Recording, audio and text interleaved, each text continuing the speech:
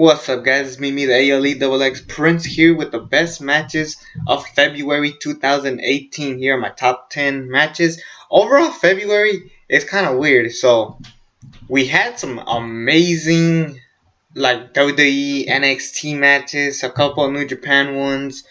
But really, like, most of what was going on in February was just setting up for the months to come.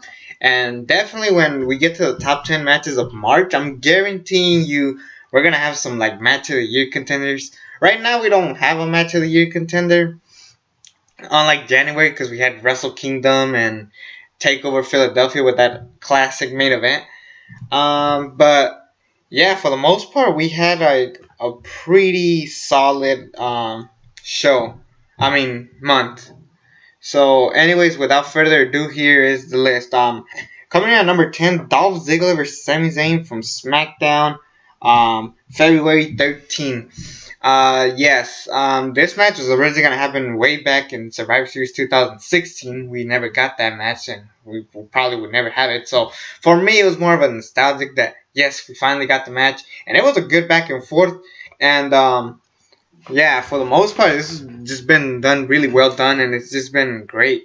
Dolph Ziggler ends up winning, meaning he'll qualify for the Fatal 5-Way at Fastlane, so that could be great. Hopefully it's good. Whatever WWE does, they better stop doing multi-man matches. They gotta take a break from them.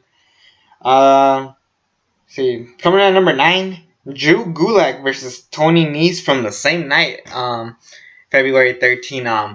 Yeah, the Cruiserweight divisions has been on a roll ever since Triple H has taken over. You know, we had Drake Maverick or Rockstar Spud, whatever you want to call him. They've been on a roll. And keep in mind, Drew Gulak wasn't a guy that I was just like, he's kind of dorky.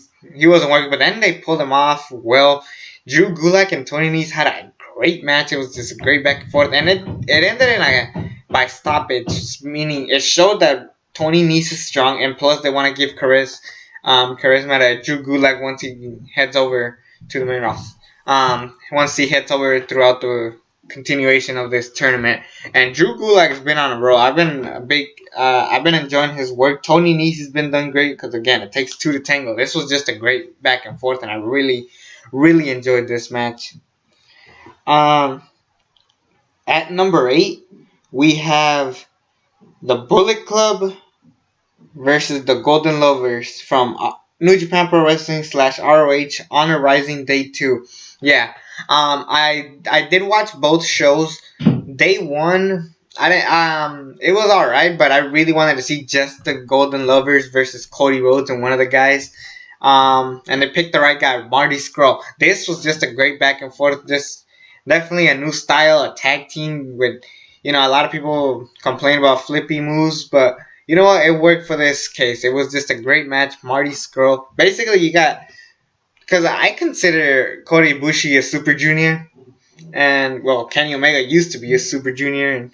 And now, they're basically taking the feud of Cody and Kenny Omega, which, by the way, I can't wait for Super Card of Honor when that match happens. So, yeah, great job from both ends. It takes, great guts. This is just good back and forth, and I had a good story heading into it. So sometimes it's not about the wrestling, it's about the story heading into it, and this proved it because this match was incredible.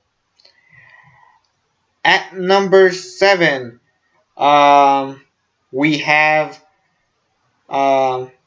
Roderick Strong versus Hideo Itami from 205 Live, February 6th. It's kind of like the beginning of the Cruiserweight tournament.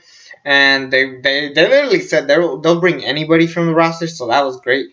They brought in Roderick Strong, which was great, and Hideo Itami was a part of the 205 Live, the division, but he wasn't doing much for us because the division was still dead. But they brought two guys that are just great on the ring, and Roderick Strong might be a guy to win. He already beat Kalisto, so that's saying something. But yeah, I can't wait to see where more of this tournament comes from. Yeah, this is a great match. I really enjoyed it. It's really, really good. I really enjoy it.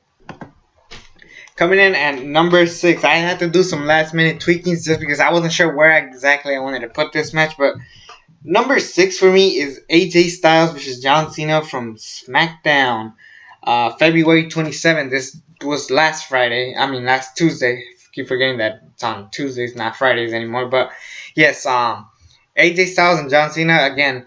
Despite having the champion lose, which I think is still BS that they do that, this was still a good match. And I guess we're gonna, something that does disappoint me about this match is that we didn't, because it ended nicely. The feud ended nicely. Now we have another match to add. It's just like we will never have a good wrestling trilogy unless you're Okada and Omega or Flair and Steamboat. Yeah, so I mean, whatever. I'll take it. But besides that, we had a great match. These guys obviously have great chemistry.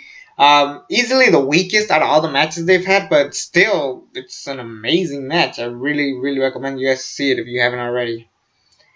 Number 5, the 7-man Gauntlet match from WWE Raw, February 19, the Gauntlet match, the longest match in WWE history. Yes, it started pretty nice. Obviously, Seth Rollins becoming the MVP, breaking a record that no one's heard about. But it was still good because this made Seth Rollins a star, because this is what Seth Rollins needed. He's been, just 2017 just wasn't that great of a year for him despite reuniting with the Shield. But yeah, he ends up beating both Roman Reigns and John Cena back to back. Then he ends up losing to Elias, so putting Elias over after Seth Rollins has beaten 2 main eventers. Then Finn Balor comes in, then The Miz. Now Braun Strowman ends up winning the whole thing by squashing The Miz. Just the way it was all booked, it was pretty perfectly fine. And it was an interesting thing to do for Raw.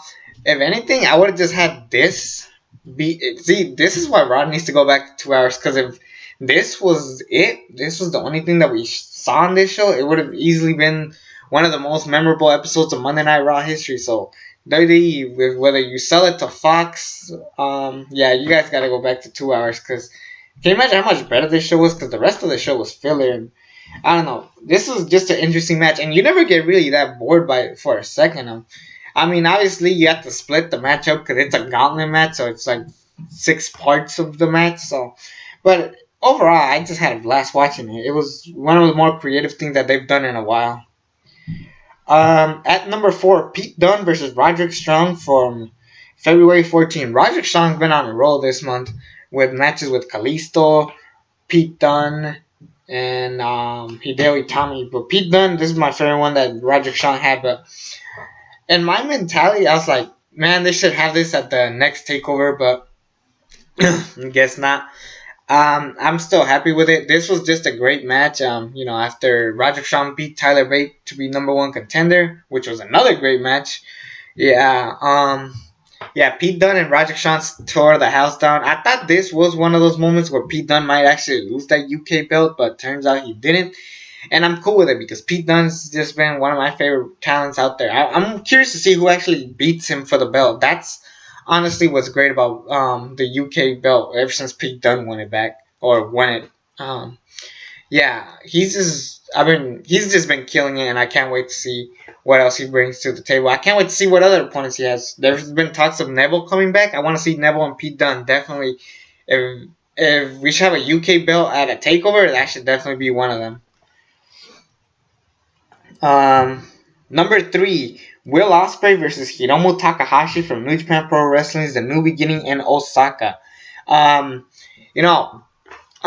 seen this match. I feel like I've seen it before. I don't know if we've ever seen it before, but this was just great back and forth. Again, Will Ospreay's just been killing it, and Hiromu Takahashi, I believe, is incredibly underrated. He is a Super Junior, so I know why some people are not fond of the Super Junior division, but the way they're being booked is way much better than what the Cruiserweights are doing. They're improving, but I've been enjoying what they're doing, and this is kind of what I want out of them.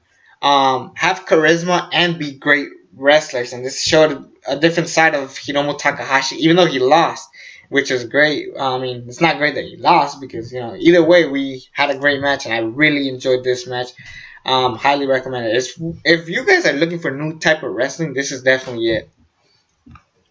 At number 2, Andrade, Cien, Almas versus Johnny Gargano from February 21st. Yes, This took up another slot. This was a great match. Not as great as their Philadelphia match, but it's definitely up there as one of the best. So I really enjoyed the match. Um, yeah, it was mainly about because we all knew Johnny Gargano was gonna lose, but we didn't know what was gonna happen exactly. But Johnny Gargano ends up leaving NXT for good ever since Tommaso Ciampa screwed him over. So I don't know what we're gonna do with this feud. Are we gonna bring it to the main roster? Like, I'm scared about that just for the fact of it. Like, if anything, and this might be like wishful thinking, or just like some people might not enjoy what I'm about to say, but what if Tommaso Ciampa stays in NXT?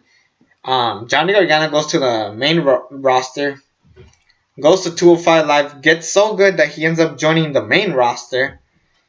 He becomes a big star there, and then he goes to the Royal Rumble. Tommaso Ciampa is a surprise entrance, eliminates him, and then we work it to WrestleMania 35. That might be wishful thinking, and I know some people might actually hate that, but what can you do? You could be unpredictable. This is just, I can't wait for Ciampa and Gargano. We might get it soon, so be ready when it happens. But yeah, I'm just excited for what's to come with Johnny Gargano and Ciampa. Johnny Gargano knows how to lose and look strong. Rarely guys do that. Tomohiro Ishii could do it. Daniel Bryan, actually, not if Daniel Bryan loses, it feels wrong. I'm trying to figure out some people that lose and look strong. Rarely do people. Cause now John Cena, ever since he's been on a losing streak, he's just been looking kind of cheap. Hell, if Roman Reigns loses, he can make you look strong, and I know a lot of people hate to disagree. So yeah, anyways, Gargano, Almas, great match, and honestly, I can't wait for what's next for Almas. From what I hear, he's gonna take on Aleister Black or Killian Dane. Pretty sure it's gonna be Aleister Black, obviously. So it's kind of weird. Just last year they at WrestleMania weekend, Aleister Black debuted and beat Almas, so now they're probably gonna main event Takeover. So that's just pretty cool if you think about it. So yeah, that was a great match, but it wasn't number one. Number one, I'm pretty sure you guys already guessed it. Kazuchika Okada versus SANADA from New Japan Pro Wrestling, The New Beginning in Osaka. I don't know that much about SANADA. Except that he's part of that faction with Naito. This is a great match. Now I've seen SANADA have good matches before with Kazuchika Okada, but this was just even better. This was just a great back and forth. This felt like a cruiserweight match, to be honest. Easy for that. But yeah, this is easily number one for me. You knew Okada wasn't gonna win, but Okada was gonna win. There's no way in hell SANADA was gonna take that belt away from him. But just the way it's just been booked, it's just been brilliantly, and I really, really enjoyed it. Sorry, it's one of the best matches that you should definitely go watch. If anything could be match of the year contender, it could be this. Some people give it 5 stars. I wouldn't go that far. It's a great match. The only thing that takes it from me from being 5 stars is that I already predicted who was gonna win, but you can't take that away from it. Okada and SANADA it was just surprising how great this guy works. Then again, Okada's another guy who loses and looks strong, but he proved that in the G1 tournament when he put over Omega finally. It was kind of weird when he lost to Evil, but anyways. Yeah, this was just a pretty solid month for February. I can't wait for March. From what I hear, we're finally going to get Rey Mysterio versus Jushin Thunder Liger, as well as Tetsuya Naito versus Chris Jericho, of all people. So I can't wait for that. What else has been announced? Fastlane. I'm alright with that. ROH to 16th anniversary show. I definitely can't wait for that. Hopefully Jay Lethal takes the belt from Dalton Castle. I can't stand him as champion. Sorry. But yeah, that was February for you. Can't wait for March. Again, subscribe to this channel if you haven't already. I'm the Double X Prince, and until then, I'm out.